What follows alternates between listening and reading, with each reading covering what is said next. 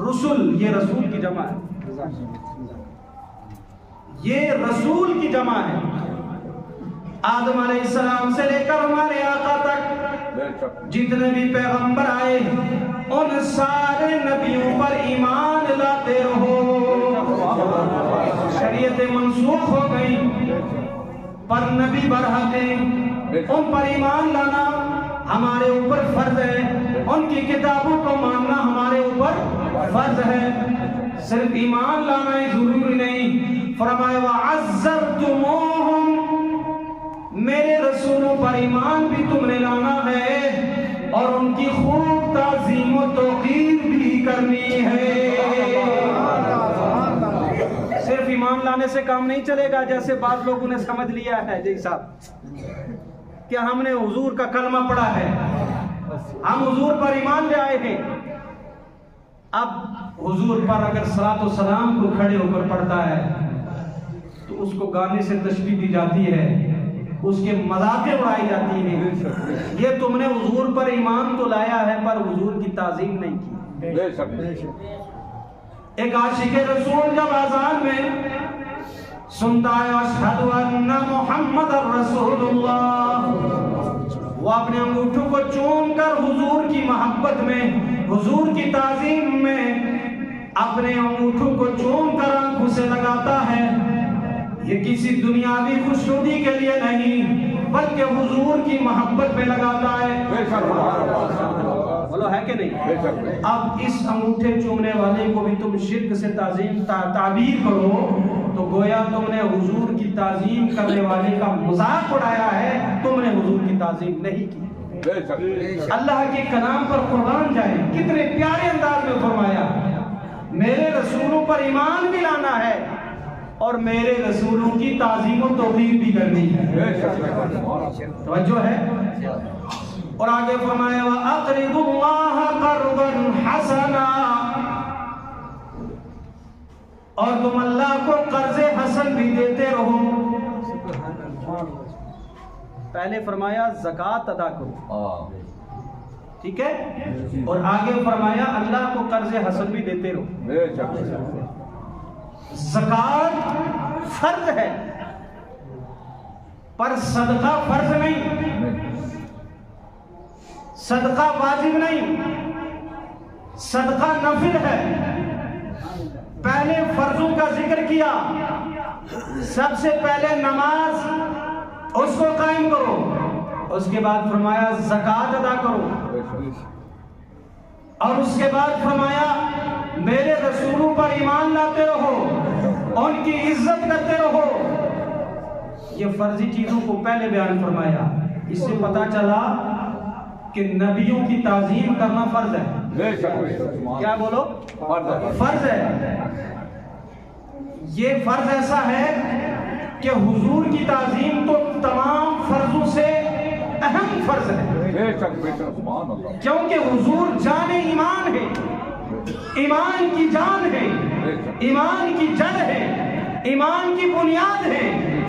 اگر بنیاد ہی کچی رہے گی تو پھر اس کی بلڈنگ قائم نہیں رہ سکتی۔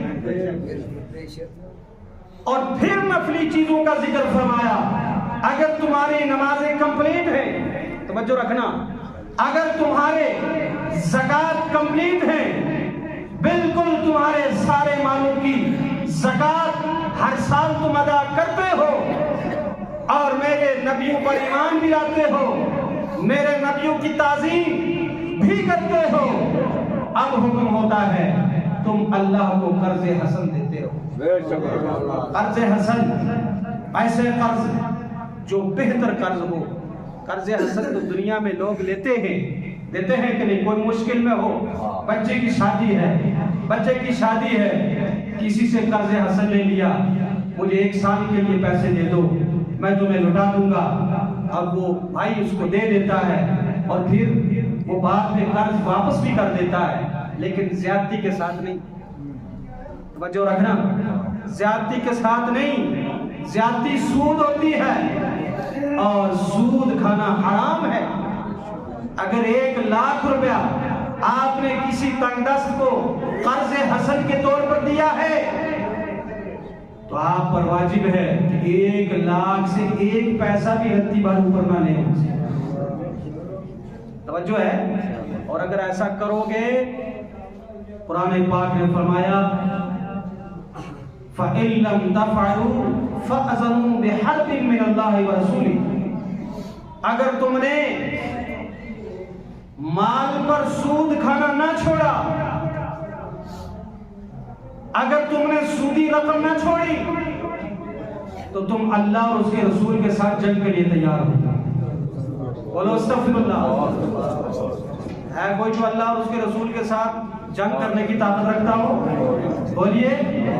اگر جنگ کرنے کی طاقت نہیں رکھتے ہو تو پھر اس پر عمل کرنا ہوگا کہ ہم نے کسی سے سود نہیں کھانا، اور انشاءاللہ نہیں کھائیں گے. ہم مسلم بھائی سے سود نہیں کھائیں گے.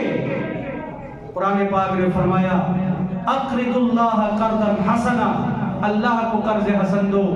دنیا میں اگر تم کسی کو قرض دیتے ہو تو تمہیں وہ لٹا دیتا ہے. بعض اوقات وہ مال بھی تلف ہو جاتا ہے، بندہ بھی ختم ہو جاتا ہے.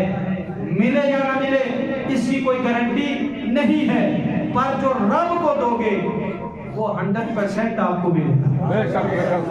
اس میں کوئی شک نہیں ہے. رب تمہیں واپس لوٹائے گا. اگر دنیا میں کوئی ایسا آدمی ہو جس پر آپ کو اعتبار ہو، آپ اس کو قرض حسن دے دیتے ہیں اس لیے کہ ہمیں اس پر اعتبار ہے، اس کو پہلے بھی ہم نے ادھار دیا تھا، اس نے وقت مقررہ پر اس نے واپس کر دیا تھا، دوبارہ اس کو ضرورت ہوئی آپ نے اعتبار پر دے دیا. اب دنیا میں اگر ہم قرض حسن ایک دوسرے کو اپنے اطمینان پر دے دیتے ہیں تو وہ جو احکم الحاکمین فرما رہا ہے کہ اللہ کو قرض حسن دو، تو بتاؤ وہ قرض تمہارا رکھے گا؟ بولو. بلکہ وہ تو دنیا میں ہی تمہیں عطا فرما دے گا، وہ دنیا میں ہی تمہیں اجر عطا فرمائے گا. آخرت میں تو دے گا ہی اس کا اجر، پر دنیا میں ہی تمہیں بدلہ اس کو اللہ پاک عطا فرمائے گا. توجہ ہے. سب سے پہلے کیا فرمایا؟ اگر تم اللہ کا ساتھ چاہتے ہو سب سے پہلے تمہیں نمازوں کو قائم کرنا ہوگا، زکوٰۃ ادا کرنی ہوگی، رسولوں پر ایمان لانا ہوگا، رسول کی تعظیم اور توقیر کرنی ہوگی، اللہ کو قرض حسن دینا ہوگا. یہ مسجدوں میں جو آپ دیتے ہو، یہ علماء کی جو آپ خدمات کرتے ہو، یہ مدارس میں آپ جو دیتے ہو، یہ جو بیوائیں اور یہ جو حاجت مند خواتین گیٹ کے باہر کھڑی ہوتی ہیں ان کو آپ دیتے ہو، غریب غربا کی مدد کرتے ہو، یہی تو قرض حسن ہے. یہی تو قرض حسن ہے.